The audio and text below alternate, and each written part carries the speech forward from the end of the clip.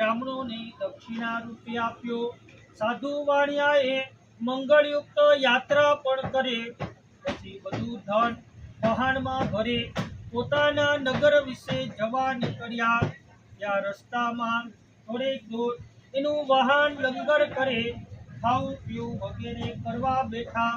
એવામાં ભગવાનને એમ થયો કે આ સાધુ વાણિયો તો જૂઠું બોલનારો છે, તો લાવ એનું મન જોઈ લઉં।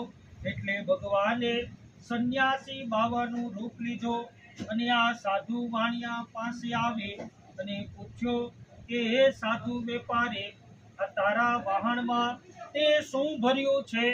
તો ભગવાનની મસ્કરી કરી કહે છે કે કેમ દંડી તમે પ્રશ્ન કરો છો? કાંઈ અમારો આ દ્રવ્ય લઈ જવાનો તમારે વિચાર છે કે શું?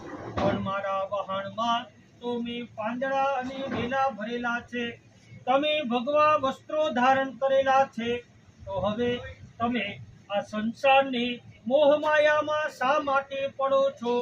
આમ જ્યાં ભગવાનને કહ્યું એટલે ભગવાનને એમ થયું, એટલે ભગવાને કહ્યું કે તારું વચન સત્ય થાય।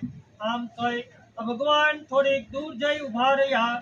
સંન્યાસી બાવો ગયો એટલે સાધુ વાણિયો પોતાનું ખાવું પીવું વગેરે કરે છે। એવામાં એનું ધ્યાન વહાણ તરફ ગયો, તો વહાણ પાણીમાં એક બાજુ તરવા લાગ્યો। આ ચમત્કાર જોઈ સાધુ વાણિયો વિસ્મિત થયો।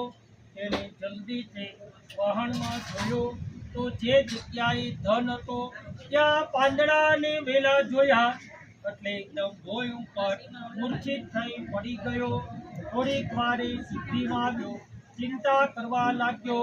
એટલામાં તેનો જમાઈ કહે છે કે તમે શા માટે ફિકર કરો છો?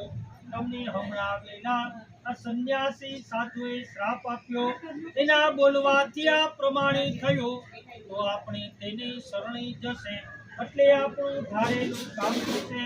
આવું જમાઈનું બોલવું સાંભળે આ સાધુ વાણિયો ભક્તથી નમે ભગવાન પાસે જઈ ભગવાનને નમસ્કાર કરી કહ્યું કે હે પ્રભુ, તમારી માયાને તો બ્રહ્મા જેવા દેવો નથી જાણતા, ત્યારે હું તો એક પામર માણસ છું, તારું અને મારું એવી માયાની જોનારો છું। એ ભગવાન હું ક્યાંથી જાણું? તમે મારી ઉપર પ્રસન્ન થાવ, પછી હું મારી સંપત્તિ પ્રમાણે વિધિ વિધાનથી પૂજા કરીશ। હું મારા વહાણમાં આ ધન વગેરે છતાં આ કપટ ભાવથી ખોટું બોલ્યો, તો હે ઈશ્વર, તમે મારા અપરાધની ક્ષમા કરો। આમ ભગવાનને વારે ઘડીએ નમસ્કાર કર્યા। ત્યારે ભગવાન સત્યનારાયણ પ્રભુએ કહ્યું કે હે સાધુ વેપારી, તું મારું વ્રત કરવાનું ભૂલી ગયો હતો, એટલે જ તો આ બધા દુઃખો તારે ભોગવવા પડ્યા। હવે તો મારું વ્રત કરવાનું ભૂલતો નહીં। આમ કહી ભગવાન તેની મન વાંચિત વર આપી અંતર ધ્યાન થયા। આ સાધુ વાણિયાએ વહાણમાં જોયો તો ત્યાં ધન અને પાંદડા બધું જોયો। ભગવાનને પ્રાર્થના કરે અને ત્યાં પાંદડા અને વેલા હતા, ત્યાં ફરીથી ધન જોયો, એટલે એકદમ આનંદમાં આવે। યથાવિધિ પોતાના નગર વિશે જવા નીકળ્યા।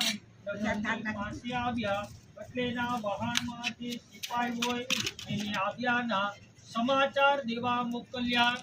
સિપાઈઓ નગરમાં જઈ લીલાવતીને કહ્યું કે તમારા સ્વામી ધન કમાઈને આવ્યા છે, તો તમે એના દર્શન કરવા માટે આવો। એટલે લીલાવતીએ પોતાની કન્યાને કહ્યું કે હે પુત્રે, હું જાઉં છું, તો તારા બાપના દર્શન કરવા આવજે। માં ગઈ। કન્યાએ ભગવાન સત્યનારાયણ દેવના વ્રતની સમાપ્તિ કરે, પણ ઉતાવળમાં તે પ્રસાદ લેવાનું ભૂલી ગઈ અને જલ્દી પોતાના પતિના દર્શન કરવા ગઈ, તો એ અપમાને ભગવાન તેના ઉપર કોપાયમાન થયા।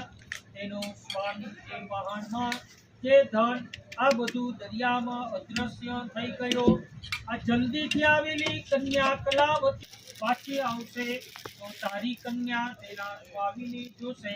આવા આકાશવાણીના વાક્યો સાંભળતા વારસ કલાવતી ઘેરે ગઈ, પ્રસાદ ખાય પાછી આવે તેનો સ્વામી નજરે દેખાયા ત્યારે કન્યા પોતાના બાપને કહે છે કે હે પિતાજી, હવે ચાલો આપણા ઘેરે. બધા ઘેરે આવ્યા. દરેક પૂનમે અને મકર સંક્રાંતિની દિવસે આ સાધુ વાણિયો આ ભગવાન સત્યનારાયણ દેવની પૂજા કરતો હતો. તેથી આ લોકના બધા સુખ ભોગવી ભગવાનનું ધામ વૈકુંઠની અંદર ગયા. એટલે શ્રી સ્કંદ પુરાણે દેવાખંડે સત્યનારાયણ વ્રત કથાનો ચોથો અધ્યાય સંપૂર્ણ થયો. બોલો શ્રી સત્યનારાયણ દેવ કી જય. બોલો વધાવી બીજા ફૂલ પાછા હાથમાં રાખો.